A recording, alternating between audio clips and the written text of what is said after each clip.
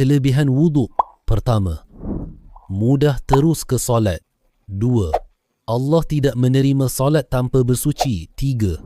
Allah suka orang yang bersuci. 4. Perhiasan orang beriman mencapai apa yang dicapai oleh anggota wuduk. 5. Menyempurnakan wuduk dalam keadaan berat disukai Allah dan ia mengangkat darjat. 6. Wuduk membersihkan dosa anggota.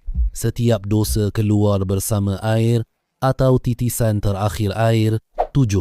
Wuduk adalah cahaya yang bersinar di anggota pada hari kiamat.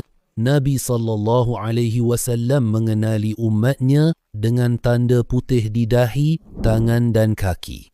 Tidak ada yang menjaga wuduk kecuali orang beriman. 9. Sabda Rasulullah SAW, sesiapa yang berwuduk seperti ini, kemudian solat 2 rakaat tanpa memikirkan perkara lain, diampunkan dosa-dosanya yang lalu.